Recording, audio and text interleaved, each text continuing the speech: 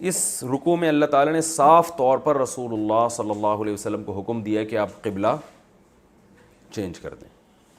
آپ صلی اللہ علیہ وسلم جب مدینہ گئے نا تو تقریباً 17 مہینے آپ نے مدینہ منورہ میں بیت المقدس ہی کی طرف رخ کر کے نماز پڑھی اور آپ اسی طرف رخ کر کے نماز پڑھا کرتے تھے.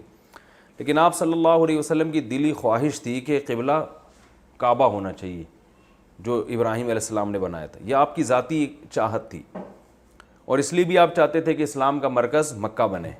اور یہ تو انسان کی نیچر بھی ہے نا کہ وہ اپنی جگہ کو ترجیح دیتا ہے.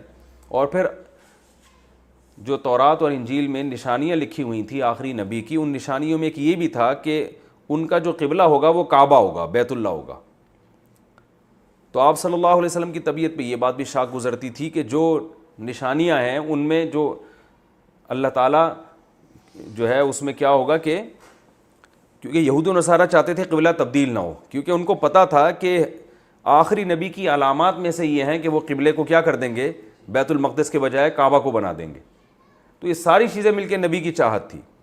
تو لیکن کیا ہے کہ پروپیگنڈا یہ لوگ یہ کرتے تھے کہ جو صدیوں سے قبلہ چلا آ رہا ہے بیت المقدس وہی اصل قبلہ ہے. تو اب اس حکم کو ان آیتوں میں صاف لفظوں میں چینج کر دیا گیا. اور آپ صلی اللہ علیہ وسلم نماز پڑھا رہے تھے اور نماز کے دوران یہ آیتیں نازل ہوئیں جو ہم آگے پڑھیں گے، اور اسی میں آپ صلی اللہ علیہ وسلم نے اپنے رخ کو چینج کر لیا. اور جس طرح آپ نماز پڑھا رہے تھے نا، قبلہ بالکل اس کے اپوزٹ سائڈ پہ تھا. تو اس لیے آپ صلی اللہ علیہ وسلم باقاعدہ چل کے نا نماز کی حالت میں چل کے گئے ہیں اور مقتدیوں کے پیچھے آ کے آپ صلی اللہ علیہ وسلم دوسری طرف رخ کر کے کھڑے ہو گئے اور مقتدیوں نے سب نے اپنا رخ چینج کر لیا.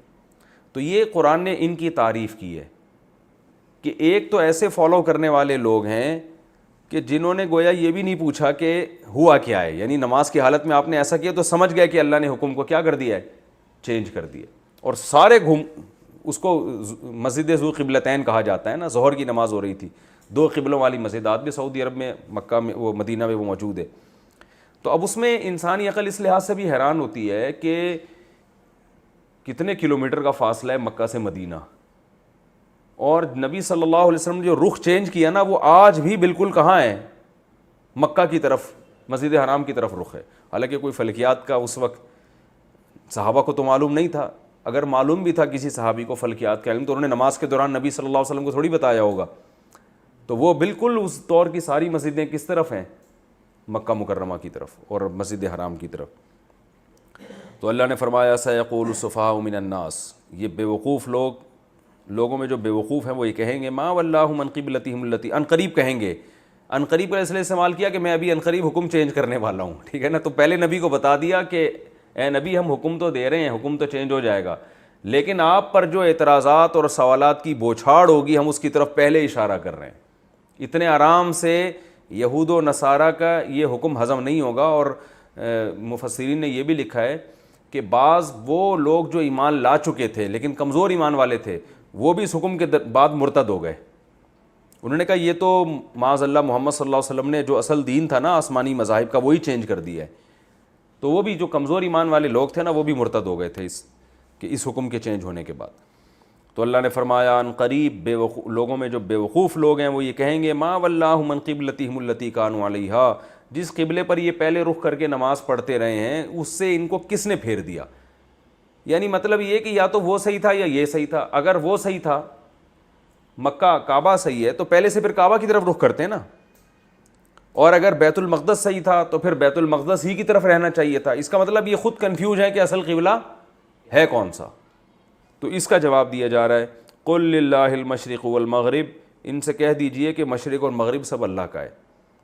تو جب مشرق بھی اللہ کا ہے مغرب بھی اللہ کا، تو اللہ نے پہلے وہاں کہا ہوا تھا تو وہاں ہو جاتی تھی، اب یہاں کہا ہوا ہے تو کیا ہو گئی، یہاں ہو گئی. تو اس میں اتنا پریشان ہونے والی کون سی بات ہے کہ پہلے ادھر کی رخ تھا تو ادھر نماز کیوں نہیں ہو رہی تھی تو ادھر رخ تھا. تو یہ سب حماقت اور بے وقوفوں والی باتیں. تبھی اللہ نے ان لوگوں کو کیا تعبیر کیا کہ ان قریب لوگوں میں جو پرلے درجے کے احمق ہیں وہ اس طرح کی باتیں شروع کر دیں گے. مسلمان اللہ کے حکم کو دیکھتا ہے.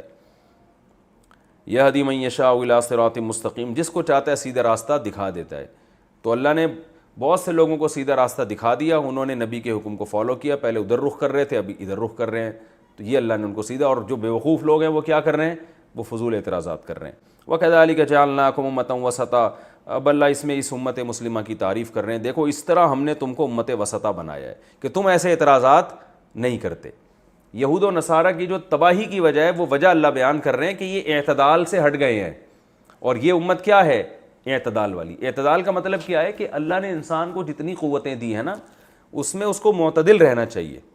اب یہودیوں نے کیا کیا کہ اپنی عقل کو وحی کے مقابلے میں استعمال کرنا شروع کر دیا کہ بھئی بیت المقدس جو قبلہ تھا وہ بھی اس لیے تھا نا کہ اللہ نے بنایا تھا. اب کعبہ بھی جب اللہ بنا رہا ہے تو وہ قبلہ بن گیا, تو اب اللہ کے حکم کے مقابلے میں اپنی عقل کو کیا کر دینا چاہیے؟ وہ سپرد کر دینا چاہیے.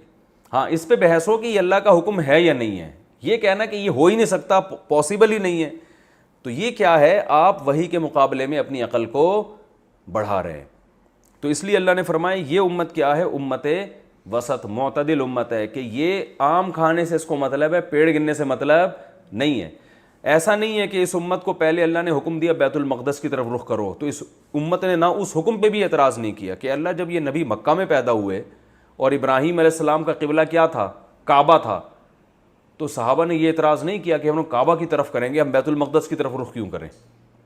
تو نہ اس حکم پہ ان صحابہ نے اعتراض کیا اور نہ اس حکم پہ. تو یہ اس کی علامت ہے کہ یہ بیلنس لوگ ہیں, یہ معتدل لوگ ہیں, یہ حکم کو فوکس کرنے والے لوگ ہیں. اور یہ آیت اتنی جامع ہے نا کہ اس زمانے میں بھی یہ آیت اسلام کے برحق ہونے کی اور مسلمانوں کے برحق ہونے کی بہترین دلیل ہے. علماء نے لکھا ہے کہ یہ اللہ نے امت وسط بتایا کہ مطلب ہر چیز میں بیلنس ہے. اب آپ دیکھیں کہ جن قوموں نے عقل سے کام لیا, ایک طرف بے حیائی کا طوفان اتنا کھڑا کر دیا انہوں نے, بعض قومیں ایسی ہیں کہ لڑکوں سے بدکاری کو بھی لیگل کر دیا انہوں نے, زنا کو بھی لیگل کر دیا, اور ایک طرف بعض قومیں ایسی ہیں کہ جنہوں نے رہبانیت کو اختیار کیا کہ عورت سے دور رہو, اور ایسا دور رہو کہ جنگلوں میں جا کے عبادت کرو, جیسے کہ عیسائیوں کے راہبوں نے کیا ہے, جنگلوں میں جا کے عبادت نہ, عورت سے بالکل ہی دور. تو اعتدال کس امت میں ہے؟ وہ صرف مسلمانوں میں آپ کو ملے گا. نہ تو رہبانیت کے قائل ہیں کہ ایسی دوری اختیار کرو کہ جو ہے نا جنگلوں میں نکل جاؤ یا نکاح ہی نہ کرو ساری زندگی, اور اتنا بے لگام بھی بننے کی ضرورت نہیں ہے کہ زنا کوئی لیگل کر دیں, بلکہ اس کے حکام دیے کہ نکاح ہے اور کس عمر میں نکاح ہے اور کس سے نکاح ہے. تو یہ بیلنس ہے. اسی طرح بعض قوموں نے, مذہبوں میں نے کیا کیا کہ ہر دنیا کی نعمت سے کنارہ کشی اختیار کی انہوں نے, جیسے عیسائیوں کے راہبوں نے اور ہندوؤں کے پنڈتوں میں آج بہت ایسے ملیں گے آپ کو. اور جو لبرل ہوئے ہیں وہ اتنے کہ شراب بھی حلال ہو گئی ان کے یہاں, نشے بھی ان کے لیے کیا ہو گئے؟ جائز ہو گئے. بزنس کے معاملے میں آپ دیکھ لیں کہ جوا سٹا بھی جائز ہے بہت سی قوموں کی نظر میں, لیکن اسلام نے کیا کیا, اور بعض نے کیا کیا کہ تجارت اور دنیا داری کو بالکل ہی غلط قرار دے دیا کہ انسان دنیا میں پڑے ہی نہیں.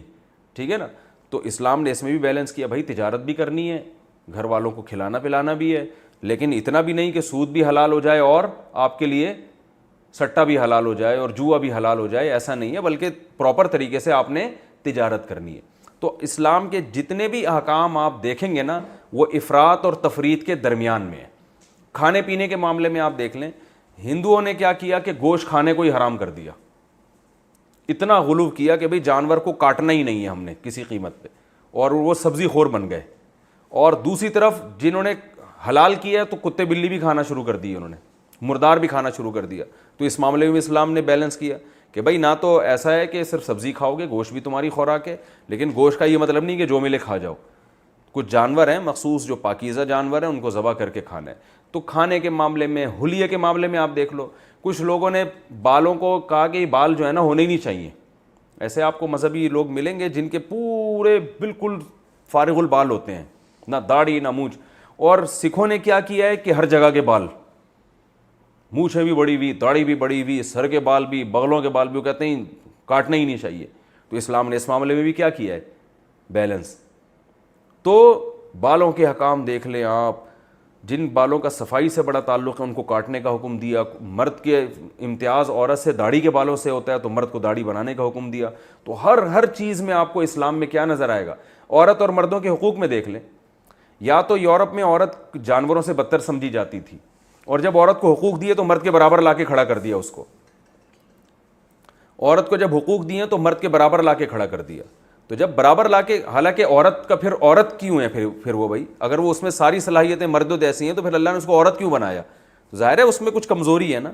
تو اسلام نے یہاں بھی کیا کیا, بیلنس, کہ بھائی عورت کو وہ پاؤں کی جوتی نہیں ہے, وہ جانور نہیں ہے, وہ انسان ہے, وہ آزاد ہے, لیکن مرد کے ماتحت رہے گی وہ نکاح کے بعد, اور نکاح سے پہلے اپنے باپ کے ماتحت رہے گی, غلام نہیں بنے گی, ماتحت رہے گی. تو یہ بھی بیلنس ہے, یہ بھی ایک اعتدال ہے. تو یہ ہر حکم میں ہے, جتنے بھی احکام آپ دیکھیں گے نا اسلام کے, ہر حکم میں آپ کو اعتدال نظر آئے گا. تو اللہ نے فرمایا کہ اسی میں نے تو چند مثالیں دی ہیں, اس پہ میرا پورا ایک مستقل بیان ہے. تو اللہ نے کیا فرمایا, وَكَذَلِكَ جَعَلْنَاكُمْ أُمَّةً وَسَطًا, دیکھو اس طرح سے ہم نے تم کو معتدل امت بنایا ہے. تو یہود و نصارہ کی گمراہی کی وجہ ہی یہ بنی کہ وہ اعتدال کے راستے سے ہٹ گئے, اور اس امت کی اس میں اللہ نے فضیلت بھی بیان کی. فرمایا لِتَكُونُوا شُهَدَاءَ عَلَى النَّاسِ, اور جو معتدل ہوتا ہے نا اسی کی گواہی معتبر ہوتی ہے. دنیا کا اصول ہے کہ کبھی بھی افراط و تفریط کرنے والے کی گواہی کا اعتبار نہیں کیا جاتا. جیسے آپ کے کسی سے بہت اچھے تعلقات ہیں, آپ کو عشق کی حد تک محبت ہے, تو ظاہر ہے عدالت آپ کی گواہی اس کے حق میں نہیں لے گی. عدالت کہے گی بھائی یہ آدمی معتدل نہیں ہے, یہ تو ویسے ہی اس پر اتنا عاشق ہوا ہے, تو یہ تو اسی کے حق میں گواہی دے گا. تو یا کوئی غصے کا تیز ہو, آپ سے دشمنی میں بہت آگے نکلا ہوا ہے, تو بھی گواہی معتبر نہیں ہوتی کہ بھائی اس نے تو اس کو پھنسوانا ہی ہے. تو ہمیشہ بیلنس لوگوں جن کو غصے سے مغلوب نہیں ہوتے, اعتدال میں رہتے ہیں, انہی کی گواہی معتبر ہوتی ہے. تو اللہ نے فضیلت بیان کی کہ ہم نے تمہیں معتدل امت بنایا ہے تاکہ تم قیامت کے دن لوگوں پر گواہ بن سکو. اب وقت چونکہ پورا ہو گیا ہے تو میں اس آیت کو انشاءاللہ میں اگلے ایپیسوڈ میں ڈیفائن کروں گا کہ یہ امت پچھلی امتوں پر گواہی کیسے دی گی اور اس کا اس آیت سے کیا ربط بنتا ہے. وَمَا عَلَيْنَا إِلَّا الْبَلَاغُ, کہ اللہ تعالیٰ نے فرمایا ہم نے آپ کو ایک معتدل امت بنایا ہے. معتدل امت کیسے بنایا ہے اس کی تفسیر میں پچھلے ایپیسوڈ میں بیان کر چکا ہوں. لِتَكُونُوا شُهَدَاءَ عَلَى النَّاسِ وَيَكُونَ الرَّسُولُ عَلَيْكُمْ شَهِيدًا, تاکہ تم لوگوں پر گواہ بن جاؤ اور رسول تم پر گواہ بن جائیں.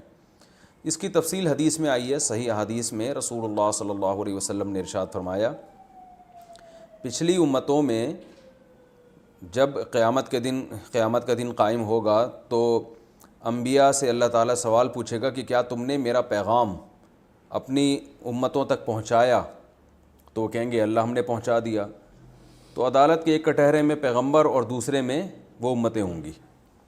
تو وہ ان کی امتیں کہیں گی کہ اے اللہ انہوں نے تیرا پیغام ہم تک نہیں پہنچایا, کیونکہ ظاہر ہے جو جن لوگوں نے نافرمانی کی پیغمبروں کی وہ تو انکار کریں گے. تو اللہ تعالیٰ اس امت کو بطور گواہ کے پیش کریں گے, اور یہ امت گواہی دے گی کہ ان کے پیغمبروں نے اللہ کا پیغام ان امتوں تک علی وجہ الکمال پہنچایا تھا. اور پھر رسول اللہ صلی اللہ علیہ وسلم اس امت پہ گواہی دیں گے کہ اللہ یہ امت سچ کہہ رہی ہے.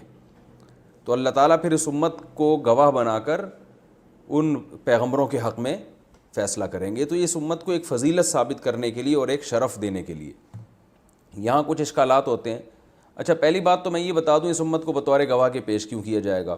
اس کی وجہ کیا ہے کہ گواہ میں معتدل ہونا ضروری ہے, کہ افراط و تفریط سے بچ کر ہو. ہمیشہ ایسے کی گواہی قبول کی جاتی ہے جس کے بارے میں پتہ ہو کہ یہ کسی ایک کی سائڈ نہیں لے گا, یہ وہ بات کرے گا جو حق پر مبنی ہے, یہ جذبات سے مغلوب نہیں ہوتا. تو یہ امت چونکہ امت معتدل ہے تو لہذا معتدل ہونا اس بات کا تقاضا کرتا ہے کہ اس کو بطور گواہ کے پیش کیا جائے. پھر یہ وہ پیغمبر جب یعنی جو امتی جب اعتراض کریں گے کہ اللہ یہ ہمارے خلاف کیسے گواہی دے رہے ہیں, یہ تو تھے ہی نہیں اس وقت, تو وہ بتائیں گے کہ اللہ تو نے جو ہم پہ پیغمبر بھیجے محمد صلی اللہ علیہ وسلم, اور ان پر جو تو نے اپنی کتاب نازل کی تھی قرآن, اس کتاب میں ہم نے یہ پڑھا تھا. تو ہمارا جو یقین ہے وہ دیکھنے سے زیادہ ہے. تو یہ اس امت کو ایک فضیلت دی جائے گی. اس پر کچھ سوالات ہوتے ہیں. پہلا سوال اس پر یہ ہوتا ہے کہ کسی بھی امتی کا مقام پیغمبر سے زیادہ نہیں ہوتا. بھائی ایک طرف انبیاء ہیں موسیٰ علیہ السلام, حضرت عیسیٰ علیہ السلام, اور دوسری طرف ان کی قومیں ہیں, اور گواہ کے طور پر کس کی گواہی قبول کی جا رہی ہے؟ اس امت محمدیہ کی. ظاہر ہے اس امت محمدیہ کا مقام پیغمبروں سے زیادہ تو نہیں ہے, تو پیغمبروں کی اپنی بات کا اعتبار کیوں نہیں کیا جا رہا؟ وہ کہہ رہے ہیں اللہ ہم نے پیغام پہنچا دیا. جب وہ کہہ رہے ہیں کہ ہم نے پیغام پہنچا دیا تو ان کی بات تو زیادہ وزنی ہے بنسبت ایک امتی کی. اس کا جواب یہ ہے کہ دیکھیں اللہ کو تو اصل میں سب معلوم ہے کہ کون حق ہے کون باطل پر ہے، لیکن اللہ تعالیٰ کا قانون یہ ہے کہ اللہ تعالیٰ انسانوں سے انسانوں کے طرز میں بات کرتے ہیں. تو انسان کو جب تک یقین نہیں آتا یا اس پر حجت جب تک تام نہیں ہوتی جب تک کوئی گواہی نہ ہو اس کے خلاف، اور قیامت کے دن یہ سب انکار کریں گے کہ انہوں نے ہم پر پیغام نہیں پہنچایا، انکار کریں گے. ان کو یہ امید ہونے لگے گی شاید اگر ہم یہ دعویٰ کریں کہ پیغمبروں نے اللہ کا پیغام نہیں پہنچایا شاید ہماری بخشش ہو جائے. تو کیونکہ جب مرتا کیا نہ کرتا ہے نا، کہ جو آدمی مرنے والا ہوتا ہے یا عذاب سے اپنے آپ کو چھڑانے والا ہوتا ہے وہ تو کوئی بھی طریقہ نکلے وہ نکالنے کی کوشش کرتا ہے، اگرچہ اس کو یقین ہو کہ اللہ کو سب کچھ پتہ ہے، پھر بھی وہ بہانے تو کرے گا. تو اب اللہ تعالیٰ نے ان امتوں کے خلاف پیغمبر کے قول کو اس لیے ان کے سامنے حجت قرار نہیں دیا کہ وہ خود ایک فریق تھے. تو عدالت میں جب بھی دو فریق ہوتے ہیں نا جو ایک دوسرے پر دعویٰ کرتے ہیں تو ان کا اپنا بیان معتبر نہیں ہوتا. مثال کے طور پر بھئی یہ واسع خان بیٹھے ہوئے ہمارے سامنے، انہوں نے عدالت میں کیس کیا کہ جی ماموں نے جو ہے مفتی طارق مسعود صاحب نے اتنے پیسے ہم سے لیے اور پی گئے ہیں. ایک مثال ہے، میں نے پیے نہیں ہیں. تو عدالت مجھے بھی بلائے گی ان کو بھی بلائے گی. تو اب میں کہہ رہا ہوں نہیں، میں نے دعویٰ کیا ان کے اوپر کہ انہوں نے جی 1,00,000 روپے لیے تھے اور مجھ سے پی گئے، میں نے دعویٰ کیا اور میں نے یہ دے نہیں رہے تو میں نے عدالت میں کیس کیا. عدالت مجھے بلائے گی، عدالت کے کٹہرے میں کھڑا ہو جاؤں گا. تو عدالت مجھ سے پوچھے گی جی آپ کے پاس گواہ ہیں؟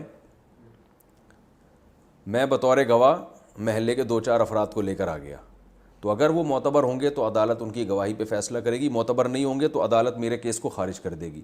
اب یہاں یہ نہیں کہا جا سکتا کہ مفتی صاحب نے جن گواہوں کو پیش کیا ہے وہ گواہ تو مفتی صاحب سے کم درجے کے ہیں، یعنی عوام کی نظر میں، بلکہ مفتی صاحب کو زیادہ لوگ، ایک مثال دے رہا ہوں کہ لوگ زیادہ قابل اعتماد سمجھتے ہیں، ایک مثال کی حد تک، حقیقت میں سمجھتے نہیں سمجھتے تو الگ بحث ہے نا. یعنی جو مشہور شخصیتیں ہوتی ہیں ان کو تو زیادہ ان کی بات کو لوگ سنجیدگی سے لیتے ہیں نا. تو عدالت کہے گی بھائی اس وقت نہیں لیا جائے گا ان کی بات کو، اگرچہ یہ محلے میں قابل یعنی سچے سمجھے جاتے ہیں، لیکن اس وقت چونکہ ان کی حیثیت فریق کی ہے تو فریق میں اور دو جب مقابلہ کرنے والے ہوتے ہیں جو دونوں کا کیس ہوتا ہے تو عدالت کی نظر میں وہ سیم ہوتے ہیں، تو ان کی اپنی بات کا اعتبار نہیں ہوتا. گواہی ہمیشہ کسی تیسرے سے دلوائی جائے گی، چاہے وہ تیسرا جو مدعی ہے نا اس سے کم درجے کا ہی کیوں نہ ہو. تو یہاں بھی پیغمبر چونکہ خود خصم ہوں گے، خصم کا مطلب ہوتا ہے جو آپ کے مقابلے میں کیس میں ہو، تو اس لیے اللہ تعالیٰ وہاں پیغمبروں کی گواہی نہیں بلکہ کسی تھرڈ پارٹی کی گواہی قبول کی جائے گی. اور وہ کون سی ہوگی؟ ظاہر ہے وہ پیغمبر اور ان کی امتوں کے علاوہ کون بچتا ہے؟ یہ امت. تو یہ امت چونکہ اعتدال کے راستے پہ چلی ہے، اس کو جیسے ہی تحویل قبلہ کا حکم دیا گیا انہوں نے اسی وقت حکم چینج کر لیا. یعنی آپ کتنی بڑی فضیلت ہے. بنی اسرائیل کو دیکھیں، آپ کے موسیٰ علیہ السلام نے ان کو حکم دیا گائے ذبح کرو، کتنا لیت و لال سے کام لیا ان لوگوں نے. ان کو حکم دیا کہ بھئی یہ تورات پر ایمان لے آؤ، تو کیسے جا کے کہ ہم پہلے اپنی آنکھوں سے دیکھیں گے، پھر جب اللہ کے کلام کو سن لیا تو جب اللہ کو اپنی آنکھوں سے دیکھیں گے.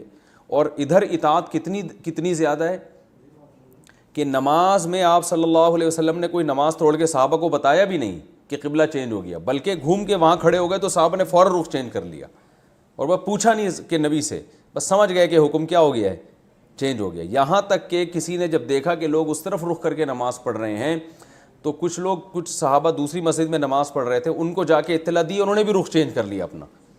تو یہ جو اطاعت اور یہ جو فضیلت ہے نا، تو یہ فضیلت اس بات کی تقاضا کرتی تھی کہ ان کے خلاف گواہی دی جائے. دوسری بات یہ، پہلا اشکال کا جواب تو ہو گیا. دوسرا اشکال یہ ہے کہ گواہی ہمیشہ اس شخص کی معتبر ہوتی ہے جس نے خود مشاہدہ کیا ہو. تو سوال پیدا ہوتا ہے یہ امت تو اس زمانے میں تھی نہیں. تو یاد رکھیں گواہی مشاہدہ کرنے والے کی اس لیے قبول ہوتی ہے کہ اس کے پاس علم یقینی ہوتا ہے. اس لیے علماء کہتے ہیں کہ اگر گواہ کے پاس مشاہدہ نہ ہو، کسی اور طرح سے یقینی علم ہو تو بھی وہ گواہی دے سکتا ہے. اس کی مثال ایسے ہے جیسے آپ نے کسی کو دیکھا کہ ایک آدمی خون آلودہ کپڑوں میں کسی گھر سے نکل کے بھاگ رہا ہے، اور جب گھر میں جا کے دیکھا تو ایک بندہ قتل ہوا پڑا ہوا ہے. تو اگرچہ آپ نے اس کو اپنی آنکھوں سے قتل ہوتے ہوئے دیکھا نہیں ہے، لیکن آپ کے پاس ایک یقینی دلیل ہے کہ بھائی بندہ بھی مر گیا اور چاقو اس کے ہاتھ میں تھا اور یہ خون آلودہ کپڑوں میں بھاگا بھی ہے. تو یہ سب قرائن اس کی علامت ہے کہ اسی نے قتل کیا ہے. اس بیس پہ آپ جا کے گواہی دے سکتے ہیں کہ بھئی میں اس بات پہ گواہی دیتا ہوں کہ فلاں نے فلاں کو قتل کیا ہے. اسی طرح میڈیکل سائنس میں ڈاکٹروں کی گواہی کا اعتبار ہوتا ہے، حالانکہ انہوں نے مشاہدہ نہیں کیا، لیکن علامات دیکھ کے، پوسٹ مارٹم میں ہوتا ہے نا، علامات دیکھ کے وہ بتا دیتے ہیں کہ بھئی فلاں ہی قاتل ہو سکتا ہے، دوسرا نہیں ہو سکتا. تو یہاں بھی یہی ہے کہ اس امت کو، یہ امت قرآن کو سامنے رکھ کے گواہی دے گی کہ اللہ یہ تیرا کلام ہمارے سامنے موجود ہے, اس کلام میں تو نے بتایا ہے کہ پیغمبروں نے اپنا پیغام لوگوں تک پہنچائی, ہمارے پاس دلیل قطعی ہے اور اس کی بیس پر ہمارے پاس علم یقینی ہے. تو اس علم کی بیس پر ہم یہ گواہی دے رہے ہیں, اور رسول اللہ صلی اللہ علیہ وسلم پھر اس امت پہ گواہی دیں گے کہ اے اللہ میری امت سچ کہہ رہی ہے. تو اللہ کو اس سب چیزوں کی ضرورت نہیں ہے, لیکن بعض دفعہ کسی کی فضیلت اور شرف کو ثابت کرنے کے لیے یہ کام کیا جاتا ہے. اس کی مثال ہے جیسے مدرسوں میں, یونیورسٹیوں میں انعامات دیے جاتے ہیں نا, تو اصل مقصد تو انعام دینا ہے, لیکن کسی سینئر کو بلایا جاتا ہے, اس کے ہاتھوں سے انعام دلوایا جاتا ہے. تو بھائی انعام تو ویسے بھی پہنچایا جا سکتا تھا, لیکن اس میں طالب علم کا اکرام بھی مقصد ہوتا ہے کہ وہ یہ فخر سے کہہ سکے گا کہ مجھے فلاں کے ہاتھ سے انعام دیا گیا, اور اس میں اس کو بھی پروٹوکول دیا جا رہا ہوتا ہے کہ ہم آپ کو اتنی عزت دے رہے ہیں کہ آپ سے ہم اپنے اسٹوڈنٹس کو انعامات دلوائیں گے. تو یہاں بھی یہی ہے کہ اللہ تعالیٰ اس امت کو یہ عزت دیں گے کہ بھئی تمہارے ذریعے سے گواہی پیغمبروں کے حق میں دلوائی جائے گی. تو آگے اللہ نے فرمایا وما جعلنا القبلۃ التي كنت عليها. رہا یہ مسئلہ کہ اللہ نے قبلہ چینج کیوں کر دیا, اس میں حکمت کیا ہے. فرمایا کہ پہلے قبلہ جو تھا وہ اس لیے تھا تاکہ اللہ تعالیٰ ظاہری طور پر بھی دیکھ لیں, حقیقی علم تو ہے اللہ کے پاس, ظاہری طور پر بھی دیکھ لیں کہ کون رسول کی پیروی کرتا ہے اور کون الٹے قدموں پیچھے ہٹتا ہے. تو اگر شروع سے ہی کعبہ قبلہ رہتا تو یہ حکمت حاصل نہیں ہوتی. یہ کیا پتہ چلتا کہ کون کس کو آم کھانے سے مطلب ہے, کس کو پیڑ گننے سے. تو اصل میں تو ہے نبی کو کون فالو کرتا ہے. تو نبی کو فالو کرنے کا جو جذبہ ہے وہ اسی سے حاصل ہو سکتا تھا کہ پہلے کچھ اور حکم دیا جائے, اس کے بعد حکم چینج کر دیا جائے. تو یہ حکمت تھی اس میں. اور اللہ نے فرمایا اور یہ حکم بڑا مشکل ہے اس کو فالو کرنا, مگر انہی لوگوں پر جن کو اللہ ہدایت دے دے. تو اللہ کے قبضے میں ہے دل, اور جو ہدایت کے قابل لوگ نہیں ہیں ان کی سمجھ میں یہ حکم نہیں آئے گا.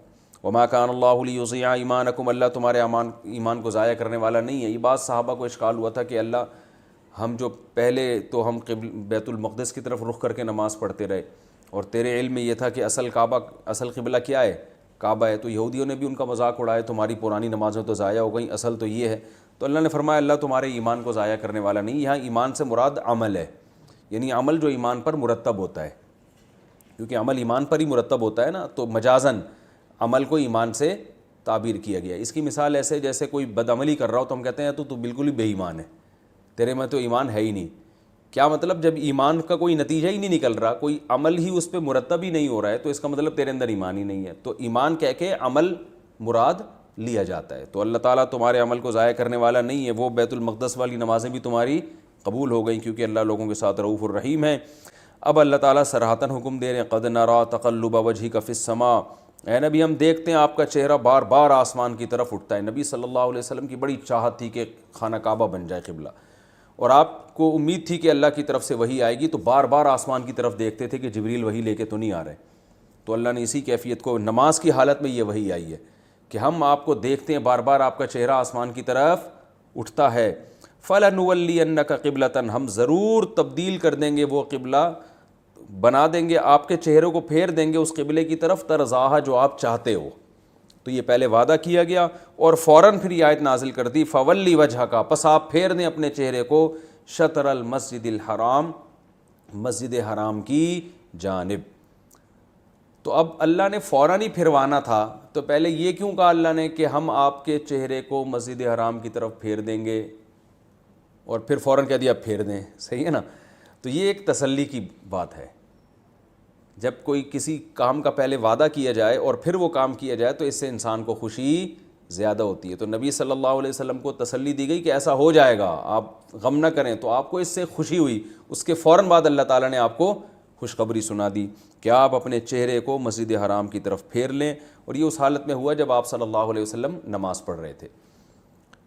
وَحَيْثُ مَا كُنْتُمْ, اور یہ حکم صرف ابھی کے لیے نہیں ہے بلکہ حیث ما کنتم, تم جہاں بھی ہوگے.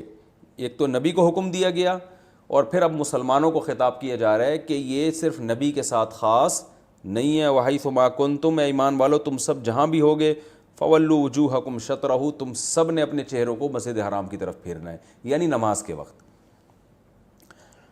وَإِنَّ الَّذِينَ أُوتُوا الْكِتَابَ, رہا مسئلہ اوت الکتاب کا, تو جو اوت الکتاب ہے لَيَعْلَمُونَ أَنَّهُ الْحَقُّ مِن رَبِّهِمْ, ان کو پتہ یہ اللہ کی طرف سے ہے. یہ بالکل برحق فیصلہ ہے, کیونکہ تورات اور انجیل میں لکھا ہوا ہے کہ جو آخری نبی آئے گا اس کا قبلہ بیت المقدس نہیں ہوگا بلکہ اس کے قبلہ کیا ہوگا؟ خانہ کعبہ ہوگا. تو ان کو پتہ ہے، لہذا ان کی ٹینشن مت لو کہ یہ کیا کہیں گے، تو ان کو پہلے سے پتہ ہے. اور وَمَا اللَّهُ بِغَافِلٍ عَمَّا يَعْمَلُونَ، جو کچھ یہ لوگ کر رہے ہیں نا بدبخت لوگ، اللہ ان سے غافل نہیں ہے. جو اعتراضات تم پہ کر رہے ہیں اللہ ان سے غافل نہیں ہے. اور پھر نبی کو تسلی دی جا رہی ہے وَلَئِنْ أَتَيْتَ الَّذِينَ أُوتُوا الْكِتَابَ بِكُلِّ آيَةٍ، یہ جو آپ پر اعتراضات کر رہے ہیں تو آپ غم نہ کریں، کیونکہ اگر آپ ان کے پاس ہر قسم کی نشانی بھی لے آئیں نا اسلام کے برحق ہونے کی، مَا تَبِعُوا قِبْلَتَكَ، پھر بھی یہ آپ کے قبلے کو فالو نہیں کریں گے. یہ جو آپ کو بار بار کہہ رہے ہیں نا آپ اس قبلے سے ہٹ کے دوبارہ بیت المقدس کی طرف آ جائیں، تو ان کے پاس جتنے بھی دلائل آپ نے لے آئے یہ آپ کے قبلے کو پھر بھی فالو کرنے والے نہیں ہیں. وَمَا أَنْتَ بِتَابِعٍ قِبْلَتَهُمْ، اور آپ نے بھی ان کے قبلے کو فالو نہیں کرنا ہے کیونکہ آپ کے پر وحی آ چکی ہے.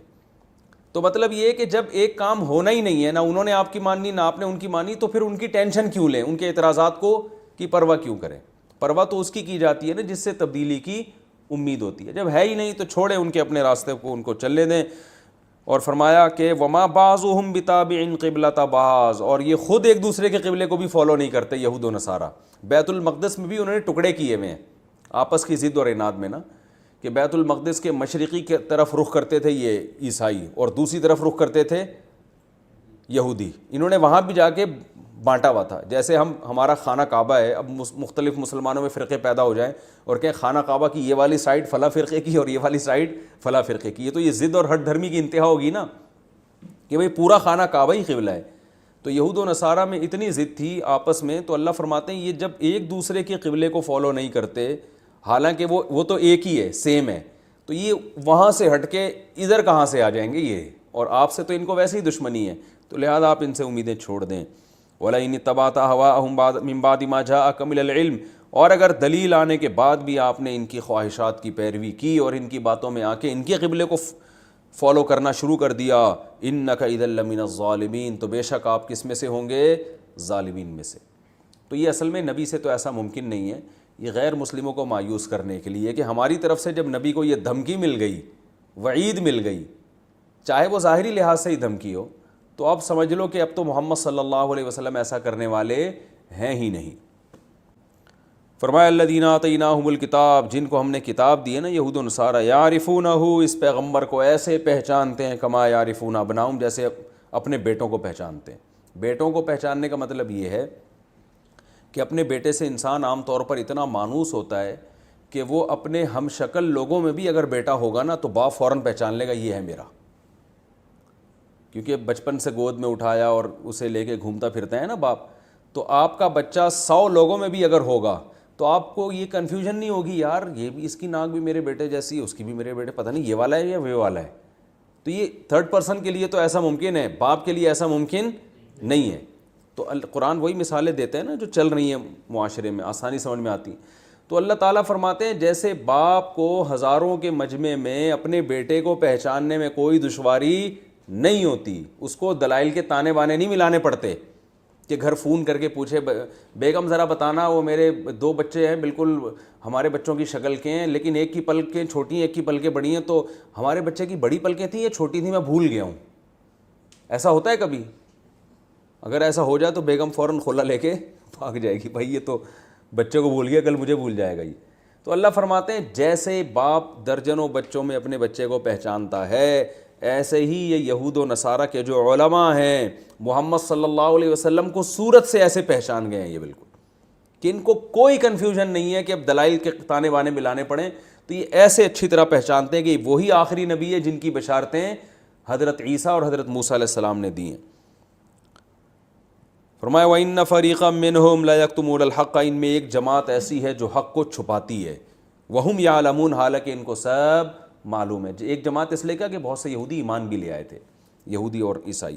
الحق من ربک، حق آپ کے رب کی طرف سے ہے، فلا تکونن من الممترین، آپ شک کرنے والوں میں ہرگز نہ ہو جائیں. حق آپ کے رب نے بیان کر دیا ہے. تو یہ رکوع تھا جس کی میں نے تفسیر بیان کی. اچھا یہاں پر قرآن مجید میں ایک بات یاد رکھیں، بعض آیتیں بعد میں نازل ہوئی ہیں لیکن نبی صلی اللہ علیہ وسلم نے ان کو پہلے رکھوایا ہے، اور بعض پہلے نازل ہوئی ہیں لیکن نبی صلی اللہ علیہ وسلم نے ان کو بعد میں رکھوایا. یہ قرآن میں ہوتا ہے. اب قبلے کی تحویل کا حکم تو ہو چکا تھا لیکن جو آیتیں ہیں نا کہ ہم آپ کے چہرے کو دیکھتے ہیں بار بار آسمان کی طرف اٹھتا ہے، تو یہ آیتیں نبی صلی اللہ علیہ وسلم پہ پہلے نازل ہوئی ہیں، لیکن آپ نے اس کو بعد میں رکھوایا. یہ کیسے پتہ چلا؟ پہلے یہ قرآن کی ترتیب سے پتہ چل رہا ہے کہ یہ آیتیں پہلے نازل ہوئی ہیں. اب اس میں حکمت کیا ہے کہ جو آیت پہلے نازل ہوئی بعد میں اس کو رکھوایا جا رہا ہے، بعد میں جو بعد میں نازل ہوئی اس کو پہلے. بعض آیتوں میں، سب میں نہیں. اس میں حکمت ہے کہ قرآن چونکہ اس ترتیب سے نہیں لکھا جا رہا جس ترتیب سے نازل ہوا ہے، کیونکہ نازل ہوتے ہوئے جو ترتیب تھی وہ اس وقت اللہ کی حکمت نے تقاضا کیا کہ نازل اس ترتیب سے ہو، لیکن جب کتابی شکل میں آئے، سورت کی شکل میں آئے، تو اللہ تعالیٰ کی حکمت نے تقاضا کیا کہ اس کی ترتیب کیا ہونی چاہیے؟ چینج. کیونکہ بلاغت کے جو اصول ہیں نا، بلاغت، تو کوئی بھی چیز ماحول کے لحاظ سے اور جب اس کو ریٹن فارم میں لایا جاتا ہے تو اس کی ترتیب چینج ہو سکتی ہے بلاغت کے اصول کے مطابق. تو اللہ تعالیٰ نے جو قرآن میں جو بلاغت رکھی ہے نا، اس بلاغت کا یہ تقاضا تھا کہ بعض آیتیں پہلے نازل ہوئی لیکن لکھی جائیں گی وہ بعد میں، تاکہ جو جب کوئی پڑھے گا نا اس تحریر کو اور تلاوت کرے گا تو اس وقت اس کا اثر پھر اور انداز سے ہوگا. اگر قرآن جس ترتیب سے نازل ہوا نا اسی ترتیب سے لکھا جاتا تو اتنا مؤثر نہ ہوتا جتنا اب ہے. تو ان کے لیے وہی مؤثر ترتیب تھی صحابہ کے لیے، لیکن ہمارے لیے کون سی ترتیب ہے؟ یہ والی. تو یہ نبی صلی اللہ علیہ وسلم نے یہ کام خود کیا، اس پر پوری امت کا اجماع ہے کہ آپ صحابہ کو کاتب وحی کو خود بلا کے بتاتے تھے کہ یہ والی آیت فلاں صورت کے کہ فلاں آیت کے بعد لکھنا ہے. صورتوں کی ترتیب نبی کی طرف سے ہے، یعنی جیسے سورہ بقرہ الف لام میم سے لے کے آخر تک یہ نبی کی طرف سے ہے، اس میں کوئی چینجنگ حرام ہے. البتہ صورتوں کو خود ترتیب دینا کہ پہلے سورہ بقرہ ہو پھر سورہ آل عمران ہو، یہ ترتیب صحابہ کی طرف سے ہے. سمجھ میں آ رہی ہے بات؟ یہ نبی کی طرف سے متعین نہیں ہے، بلکہ حضرت عثمان نے جو قرآن جمع کیا نا اس میں سورہ فاتحہ کو پہلے، پھر سورہ بقرہ کو، پھر آل عمران کو، تو یہ صحابہ کی طرف سے ہے، یہ نبی کی طرف سے نہیں ہے.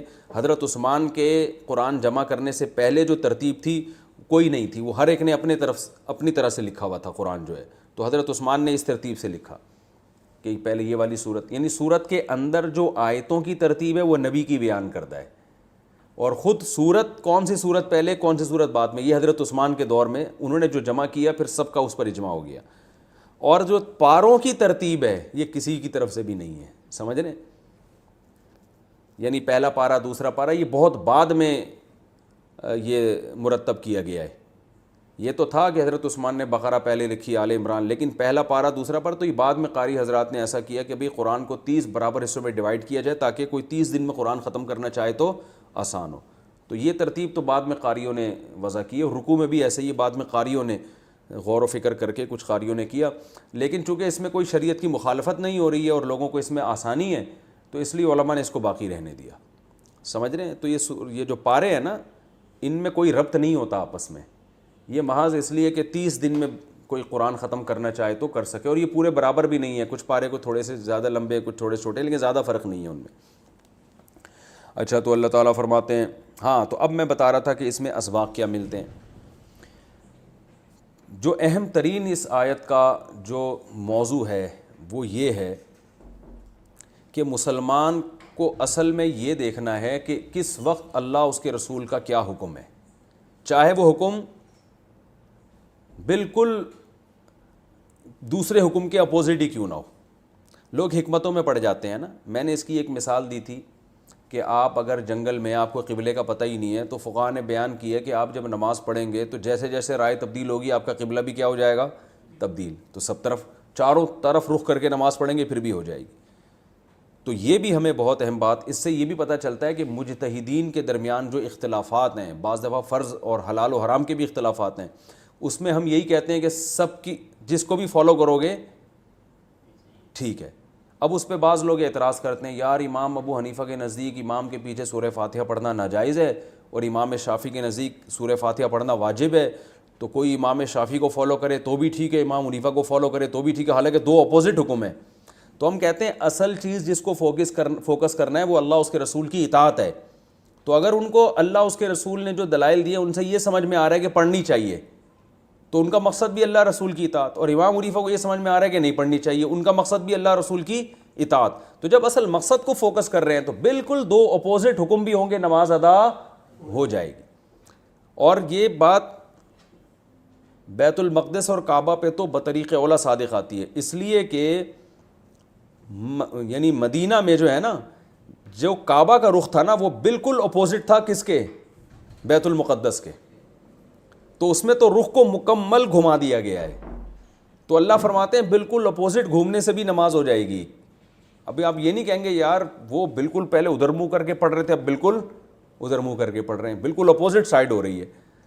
تو بھائی مقصد یہ تھا کہ پہلے ادھر ہو اس لیے ہو رہی تھی کہ وہ بھی اللہ کا حکم تھا، اب کیا ہے تو یہ بھی اللہ کا حکم. تو پہلا اہم ترین سبق ہمیں یہ ملتا ہے کہ اصل جو اسلام چاہتا ہے وہ کیا چاہتا ہے کہ آپ نے اللہ کی عبادت کرنی ہے، غلامی اللہ کی ہوگی. تو غلامی کا انداز مختلف لوگوں کا مختلف طرح سے ہو سکتا ہے، ان کو اس طرح سے سمجھ میں آئی وہ اس طرح سے کریں گے، دوسرے کو دوسری طرح سے سمجھ میں آئی. تو رسول کی اطاعت اصل میں اللہ کی غلامی کی وجہ سے کی جاتی ہے. دوسری اہم بات اعتدال. اللہ نے اس امت کی تعریف کیا کی کہ یہ امت کیا ہے؟ معتدل. تو پتہ چلا کہ اعتدال ایک بہت اہم صفت ہے جو اللہ چاہتے ہیں کہ لوگوں میں پیدا ہو. تو ہمیں اپنی طبیعتوں میں اور ہر چیز میں اعتدال کی ضرورت ہے. اللہ کے حقوق، مخلوق کے حقوق، بیوی بچوں کے حقوق، والدین کے حقوق، کمانے میں اعتدال، یہ نہیں کہ گدھے بن کے سارا دن کماتے ہی نہ بیٹھ کے آرام کا ٹائم نہ ملے. صحت کا خیال بھی کرنا ہے ہم نے، پھر ایسا نہ ہو صحت کا خیال کہ سارا دن جم میں ہی گزر جاتا ہے، کمانے کیا کی طرف توجہ ہی نہیں ہے. پڑھائی کی طرف گئے تو ایسا ہے کہ بال سر کے گر گئے سارے پڑھ کے، اور آوارہ گردی کی طرف گئے تو ایک کتاب پڑھنے کے لیے تیار نہیں ہے. تو ہر چیز میں بیلنس، اور آج کل یہ مارکیٹ میں بیلنس کیا چل رہا ہے؟ شارٹ چل رہا ہے.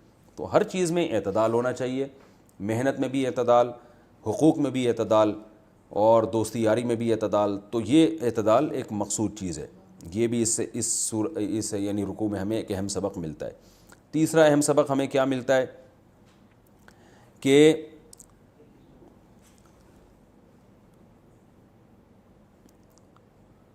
یہ جو یہود و نصارہ ہیں، نبی صلی اللہ علیہ وسلم کے دور میں جو یہود و نصارہ تھے، جیسے انہیں علم تھا نا کہ آپ صلی اللہ علیہ وسلم برحق ہیں مگر پھر بھی مان نہیں لے کر آتے. اس میں اشارہ ہے کہ آج بھی جو یہود و نصارہ ہیں نا، کیونکہ قرآن میں ایک جگہ اللہ کا ارشاد ہے سنوریہم آیاتنا فی الآفاق، ہم مزید نشانیاں ان کو اسلام کے برحق ہونے کی دکھائیں گے. تو آج بھی اگر کوئی یہود و نصارہ جس نے اسلام کو پڑھا ہوا ہو نا، جانتا ہو، اس کے سامنے بھی اسلام بالکل چڑھتے سورج کی طرح واضح ہے. تو اس میں ہمیں یہ سبق ملتا ہے کہ اہل حق کو اہل باطل کی مخالفت سے گھبرانا نہیں چاہیے، اور احساس کمتری کا شکار نہیں ہونا چاہیے کہ یار اتنے لوگ چونکہ ہمیں مان نہیں رہے اس کا مطلب شاید ہم غلط ہیں. تو ہم غلط نہیں ہیں، ہم الحمدللہ کیا ہیں؟ صحیح ہیں. تو ہمیں لوگوں کی مخالفت کی بیس پر اپنے ایمان میں کمی واقع نہیں کرنی چاہیے، کیونکہ آپ کے کانفیڈنس میں کمی ہوگی، آپ کے ایمان میں کمی ہوگی تو پھر آپ کے لیے خود بھی چلنا مشکل، دوسروں کو بھی چلانا مشکل. تو اس لیے اللہ نے رکوع کو اس پر ختم کیا، الحق من ربک. حق کس کی طرف سے ہے؟ رب کی طرف. حق انسانوں کی طرف سے نہیں ہوتا، حق وہ ہے جو رب نے بیان کر دیا. تو لہذا جب نبی کو کہا جا رہا ہے آپ نے شک میں نہیں پڑھنا، تو نبی کے واسطے سے ہم کو بھی کہا جا رہا ہے. تو اس سے ہمیں اپنے دین، اپنے مذہب اور اپنے جس راستے پہ ہم چل رہے ہیں نا اس پہ بہت اعتماد کے ساتھ ہمیں چلنا چاہیے. لوگوں کی مخالفت کی وجہ سے ہمیں اس میں کنفیوژن کا شکار نہیں ہونا چاہیے. یہ تو اس رکوع کا بنیادی یعنی جو اسباق ملتے ہیں وہ میں نے بیان کیا. اب ہم انشاءاللہ اگلا رکوع شروع کرتے ہیں. تو اللہ ایک اور حکمت بیان کر رہے ہیں کہ وَلِكُلٍّ وِجْهَةٌ، ہر قوم کی ایک جہت ہوا کرتی ہے جہاں وہ رخ کرتے ہیں. یعنی اللہ تعالیٰ کا ہمیشہ سے دستور رہا ہے کہ یہ یعنی قبلہ متعین کیوں کیا جا رہا ہے. غیر مسلم اس پہ اعتراض کر سکتے ہیں کیا ضرورت ہے ادھر رخ کر کے بھی جہاں بھی رخ کر کے نماز پڑھ لو. تو اللہ فرماتے ہیں کہ ہر قوم کی ایک ہمیشہ سے جہت رہی ہے جہاں وہ رخ کرتے ہیں عبادت میں. تو یہ اللہ کا ہمیشہ سے اصول رہا ہے. اس میں حکمت کیا ہے کہ ایک جہت جب ہوتی ہے نا تو اس سے انسان کی طبیعت میں سکون پیدا ہوتا ہے، خشوع پیدا ہوتا ہے. اسے پتہ ہے یہ جہت مقدس ہے تو اس طرف رخ کرے گا تو نماز میں دل جمی ہوگی، جماعت کی نماز قائم کرنا آسان. اب اگر قبلہ نہ ہوتا، اللہ کہتے جہاں چاہے رخ کر کے نماز پڑھا کرو، تو کوئی کسی مسجد کا رخ ادھر ہوتا، کسی مسجد کا رخ ادھر ہوتا، کسی کا ادھر ہوتا. پھر بیت اللہ کی طرف رخ کرنے میں جو انسان کو ایک سکون ملتا ہے کہ میں اللہ کے گھر کی طرف، کیونکہ دیکھیں اللہ تو نظر آ نہیں رہا. تو جب اللہ نظر نہیں آ رہا تو جو اللہ سے عشق اور محبت کرنے والے لوگ ہیں، جب محبوب نہیں ہوتا تو محبوب کا کوئی گھر تو ہونا جہاں جا کے انسان اپنی محبت کی پیاس بجھا سکے. تو یہ اللہ کا ہمیشہ سے دستور رہا ہے کہ عبادت جب بھی اللہ کی ہوگی تو ظاہر ہے اللہ کو تو ہم دیکھ نہیں رہے ہیں، تو اللہ کوئی تو نشانی اپنی زمین پہ رکھے نا، اور کوئی تو ایسی جگہ بتائے کہ یہ میرا گھر ہے، تاکہ اس سے انسان لپٹے تو یہی سمجھے کہ میں اللہ کے گھر سے لپٹ رہا ہوں، اس کے سامنے سجدہ کرے تو یہ سمجھے کہ میں کس کے گھر کے سامنے سجدہ کر رہا ہوں، اللہ کے گھر۔ تو جس میں محبت ہوتی ہے نا اس کو کوئی نشانی چاہیے ہوتی ہے یاد کے لیے، تو اس لیے اللہ نے فرمایا کہ اللہ کی حکمت نے ہمیشہ اس کا تقاضا کیا کہ ہر قوم کے لیے ایک جہت اللہ نے رکھی ہے۔ تو اس بحث میں نہ پڑھو کہ یہ جہت کیوں ہے، ادھر رخ کر کے نماز کیوں، کوئی رخ کیوں ہے، بیت اللہ کی طرف رخ کیوں ہے۔ اللہ تو جب ہر جگہ، اللہ نے قرآن میں فرمایا نا کہ اینما تقولوا فثم وجہ اللہ، تم جہاں بھی ہوگے اللہ کا ذات وہاں ہے، یعنی اللہ کا چہرہ وہاں ہے علم اور قدرت کے اعتبار سے۔ تو اس لیے اللہ نے فرمایا اس میں حکمت ہے کہ ہر قوم کے لیے اللہ نے ایسا رکھا ہے، اور اس کی حکمت علماء یہ بیان کرتے ہیں کہ ہر قوم کے لیے ایسا کیوں رکھا گیا ہے، ظاہر ہے کوئی حکمت ہوگی، اور وہ حکمت کیا ہے؟ انسان کی جو منتشر طبیعت ہے اس میں سکون پیدا کرنا۔ تو منتشر طبیعت جو ہے نا، خیالات منتشر، وہ اس طرف کیا ہو جاتے ہیں، اس میں اطمینان اور سکون پیدا ہو جاتا ہے۔ لہذا اللہ نے فرمایا فاستبقوا الخیرات، نیکیوں میں آگے بڑھو۔ کیا مطلب؟ اس بحث میں مت پڑھو کہ بیت اللہ کیوں ہے، بیت المقدس کیوں نہیں، اور یہ ہے کیوں، قبلے کی ضرورت کیا تھی، اس بحث میں چھوڑو۔ ہمیشہ سے ایسا ہوتا رہا ہے، جو کام ہمیشہ سے ہوتا رہا ہے اللہ تمہارے کہنے سے چھوڑے گا نہیں۔ وہ یہ تو یہود و نصارہ کا بھی قبلہ تھا، فاستبقوا الخیرات۔ اور آپ دیکھ لیں دوسری قوموں نے بھی اپنی اپنی ایک جہتیں متعین کی ہوئی ہیں، ان کے مذہبی اجتماعات کسی مخصوص جگہ پہ ہوتے ہیں جن کو وہ مقدس سمجھتے ہیں۔ سکھوں کا بھی ہوتا ہے، اور بھی جتنے بھی مذاہب ہیں نا، ان کی کوئی نہ کوئی مخصوص جگہ ہے جو ان کو جوڑنے کا کام کرتی ہے۔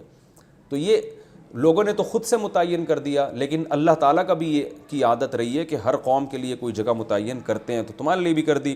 لہذا فاستبقوا الخیرات، نیکیوں میں آگے بڑھو۔ کیا مطلب؟ اس بحث میں نہ پڑھو، فضول اور لا یعنی بحثوں میں نہ پڑھو، نیکیاں کرنے کی کوشش کرو۔ اینما تکونوا، تم دنیا میں جہاں بھی جاؤ گے اللہ تم سب کو اٹھا کے لے آئے گا، دیکھے گا کون اللہ کے حکم کو فالو کر رہا ہے، کون فالو نہیں کر رہا۔ اللہ ہر چیز پر قدرت رکھتا ہے۔ اب اس حکم کو دوبارہ تکرار کیا گیا، نبی کو بھی بتایا گیا اور صحابہ کو بھی، کہ تم نے بیت المقدس یعنی مسجد حرام ہی کی طرف رخ کرنا ہے۔ اس حکم کو تکرار کیوں کیا گیا؟ اس لیے کہ آگے اس حکم کی ایک اور حکمت بیان کی جا رہی ہے، تو اس لیے بلاغت کا تقاضا یہ تھا اس حکم کو دوبارہ ریپیٹ کیا جائے۔ فرمایا وَمِنْ حَيْثُ خَرَجْتَ، تم کہیں بھی دنیا میں نکلو۔ پہلے حکم تھا کہ تم جہاں بھی ہو، اب ہے کہ سفر بھی اگر کرتے ہو تو سفر میں بھی یہ حکم چینج نہیں ہوتا، تم جہاں بھی دنیا میں نکلو یعنی سفر کرو، کیونکہ سفر میں بعض احکام میں آسانی ہو جاتی ہے نا۔ تو کسی کو وہم ہو سکتا تھا کہ سفر میں قبلہ کا حکم نہیں ہے، تو اللہ نے فرمایا نہیں، وَمِنْ حَيْثُ خَرَجْتَ، تم جہاں بھی جاؤ دنیا میں، تو اے نبی آپ نے بھی اپنے چہرے کو مسجد حرام کی طرف پھیرنا ہے، اور اے مسلمانوں تم بھی دنیا میں جہاں ہوگے تم سب نے اپنے چہروں کو مسجد حرام کی طرف پھیرنا ہے۔ اور اس میں ایک حکمت کیا ہے؟ لِأَلَّا يَكُونَ لِلنَّاسِ عَلَيْكُمْ حُجَّةٌ، تاکہ لوگوں کی تمہارے خلاف حجت قائم نہ ہو۔ کیا مطلب؟ اگر تم نے بیت اللہ کی طرف رخ نہیں کیا نا، تو یہ جو لوگ ہیں نا یہود و نصارہ، یہ ابھی تو باتیں کر رہے ہیں، لیکن کل وہ تورات اور انجیل کی آیتیں تمہارے سامنے پیش کر کے کہیں گے کہ دیکھو تورات اور انجیل میں جو آخری نبی کی علامتیں ہیں وہ یہ علامتیں ہیں کہ اس کا قبلہ کعبہ ہوگا، اور تم تو کعبہ کو فالو نہیں کرتے، تو یہ لوگوں کی تمہارے خلاف حجت قائم ہو جائے گی۔ تو اللہ ابھی سے تمہیں حکم دے رہا ہے کہ بیت اللہ کی طرف سفر میں بھی رخ پھیرو، حضر میں بھی، تاکہ لوگوں کی تمہارے خلاف حجت قائم نہ ہو سکے اور بحث کا دروازہ بند ہو جائے۔ الا الذین ظلموا منہم، ہاں ان میں جو ظالم ہیں وہ تو بحث کریں گے جیسے کہ کر رہے ہیں۔ فلا تخشوہم، ان سے مت ڈرو، ان ظالموں سے، واخشونی، مجھ سے ڈرو، ولیتم نعمتی علیکم، اور دوسری حکمت اس میں یہ ہے، میں جو تمہیں کہہ رہا ہوں جہاں بھی جاؤ کعبہ کی طرف رخ کرو، دوسری حکمت یہ کہ تاکہ میری نعمت تم پر تمام ہو جائے۔ کیا مطلب؟ اللہ نے ایک نعمت تو تم پر وہ کی جو آگے آ رہی ہے، لیکن ایک نعمت یہ کہ جب تم محمد صلی اللہ علیہ وسلم پر ایمان رکھتے ہو تو تمہاری اپنی بھی چاہت یہی ہوگی، اور روحانی نعمتیں اور جسمانی نعمتیں تمہیں اسی صورت میں مل سکتی ہیں کہ تمہارا جو اسلام کا مرکز ہے وہ مکہ بن جائے۔ تو یہ بھی جو اللہ نے اسلام کی نعمت تم پر کی ہے نا، وہ نعمت مکمل جبھی ہوگی جب قبلہ کس کو بنایا جائے؟ کعبہ کو۔ تو اللہ چاہتے ہیں یہ بھی ایک حکمت ہے، وَلِيُتِمَّ نِعْمَتِي عَلَيْكُمْ، کہ میری نعمت تم پر تمام ہو جائے، وَلَعَلَّكُمْ تَهْتَدُونَ، اور شاید تم ہدایت حاصل کر لو، تم خوش ہو جاؤ اس سے کہ اللہ تو نے ہم پر احسان کیا اور تم مزید سیدھے راستے پر چلو۔ اور اللہ نے فرمایا یہ نعمت ایسے ہی ہے جیسے خانہ کعبہ کی نعمت ہے نا کہ اب وہ قبلہ بنایا جا رہا ہے، تو بالکل ایسا ہی ہے جیسے میں نے تم میں ایک رسول بھیجا جو تم پر اب میری آیات تلاوت کر کے سناتا ہے اور تمہارا تزکیہ کرتا ہے اور تمہیں کتاب و حکمت سکھاتا ہے.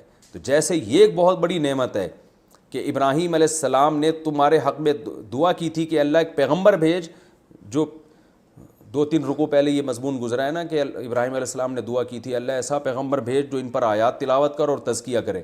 تو ابراہیم علیہ السلام یہ بھی چاہتے تھے کہ خانہ کعبہ کیا بنے, وہ مرکز بنے.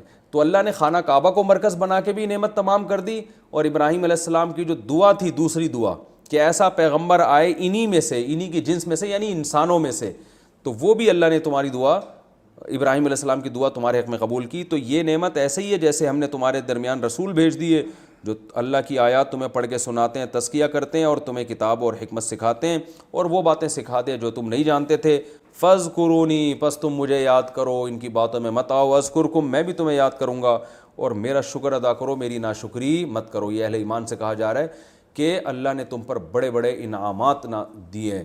وہ کیا ہے کہ تمہیں اللہ تعالیٰ نے خانہ کعبہ کو مرکز بنا دیا اور ایسے پیغمبر کو بھیج دیا جو یہ سب کام تمہارے حق میں کر رہے ہیں. پہلا سبق ہمیں یہ ملتا ہے کہ عبادات میں جو ہے نا خشوع اور توجہ ایک طرف رکھنا یہ مقصود ہے.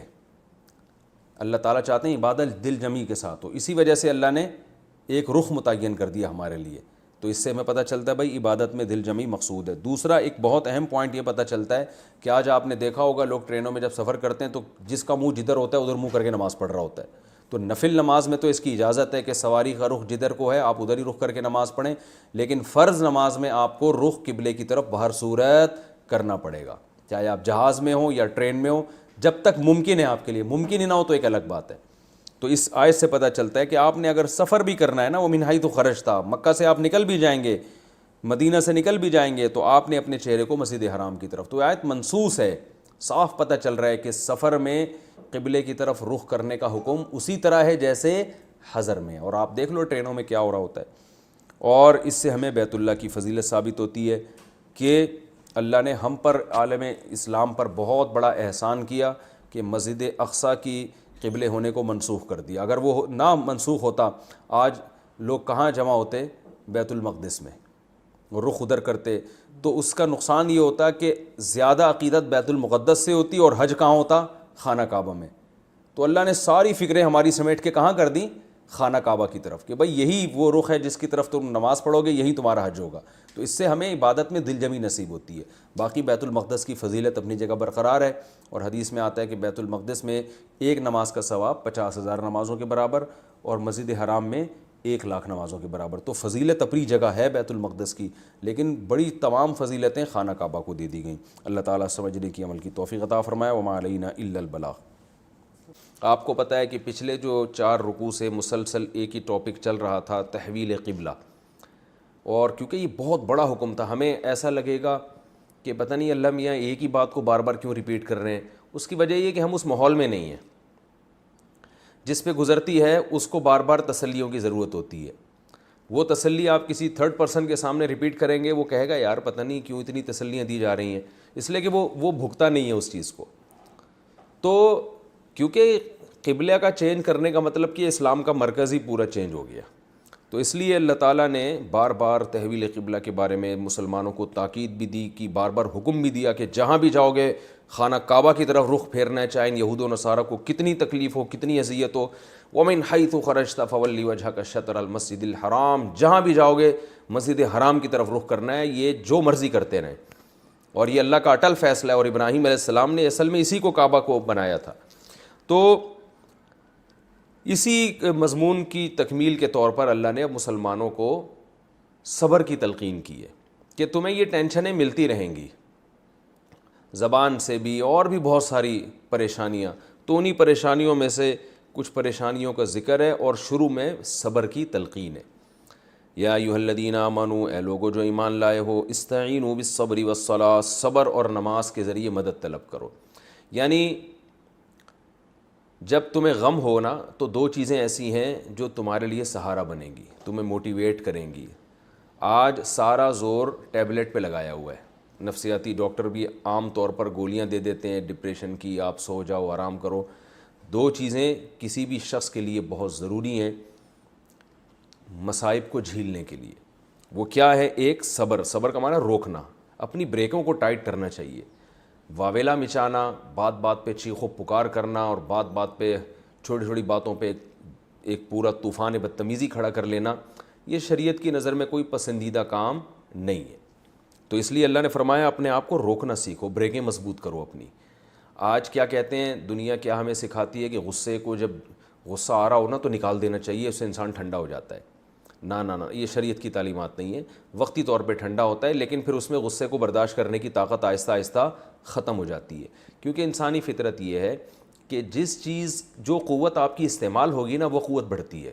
میں اکثر مثال دیتا ہوں, آپ اگر اپنے ہاتھوں سے ویٹ اٹھاتے رہیں گے تو ہاتھ مضبوط ہوں گے, ویٹ اٹھانے کی طاقت بڑھے گی, کم نہیں ہوگی.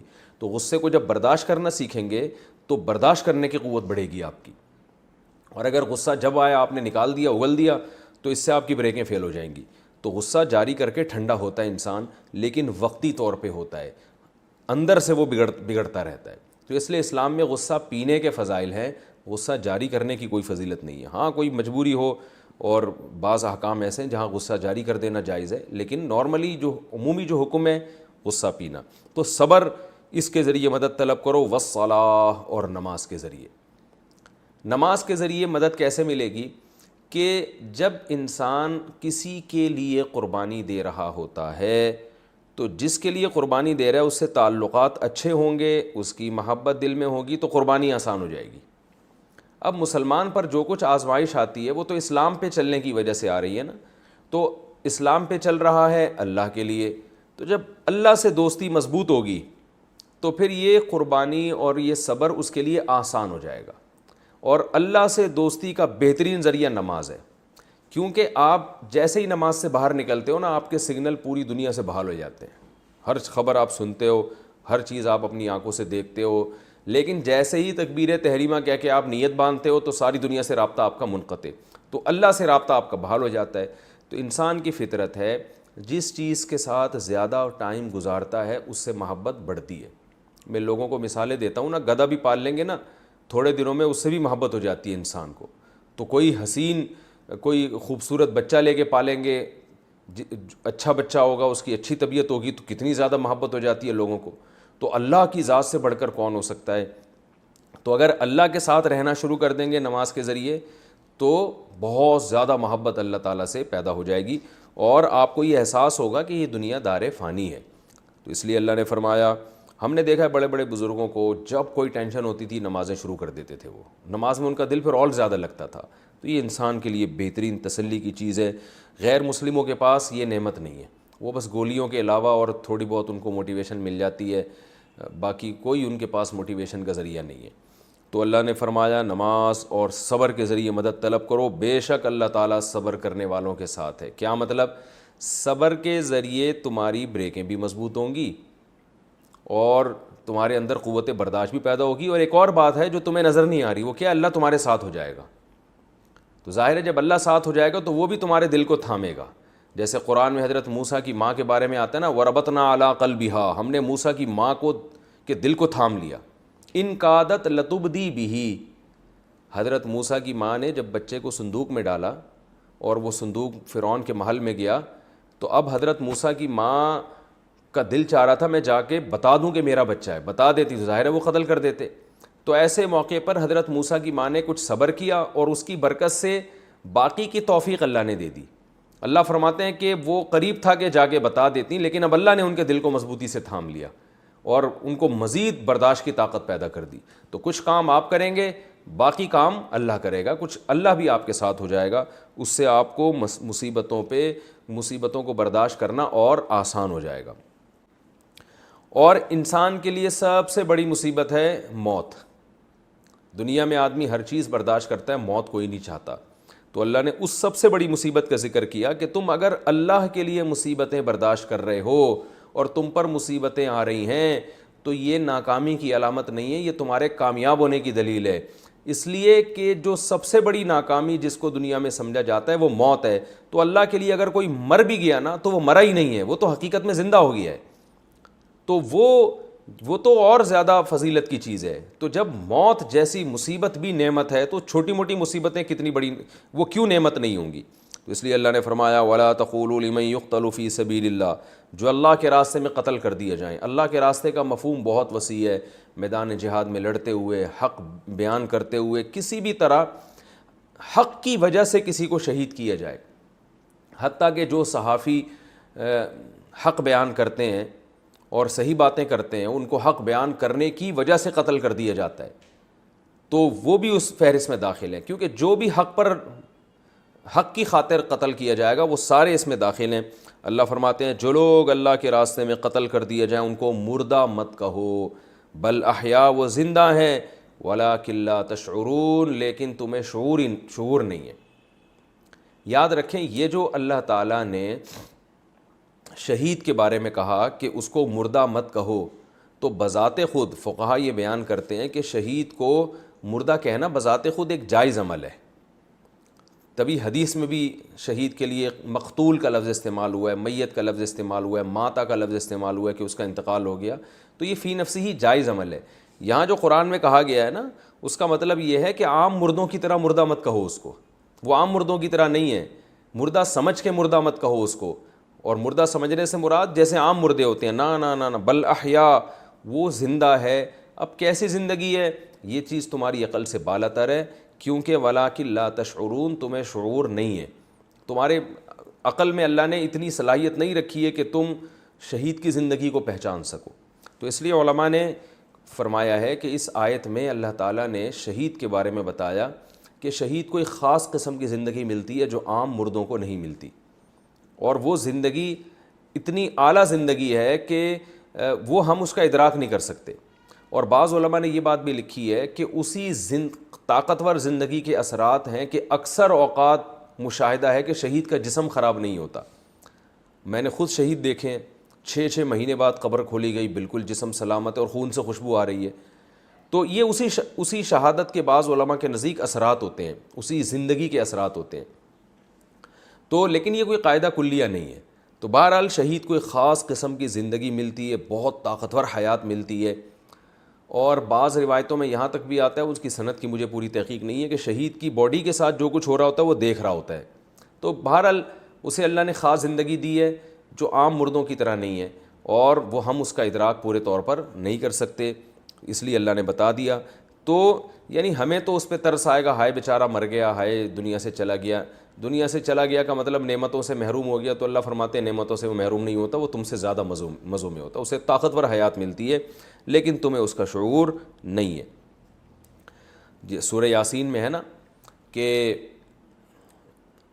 وجاء من اقصى المدینة رجل یسعیٰ، کہ حضرت عیسیٰ علیہ السلام کے 3 قاصد گئے تھے کسی قوم کو سمجھانے کے لیے، تو وہ قوم ایمان نہیں لے کر آئی، تو شہر کے کنارے سے ایک شخص دوڑتا ہوا آیا اور قوم سے کہنے لگا ان کی باتوں پر ایمان لے آؤ۔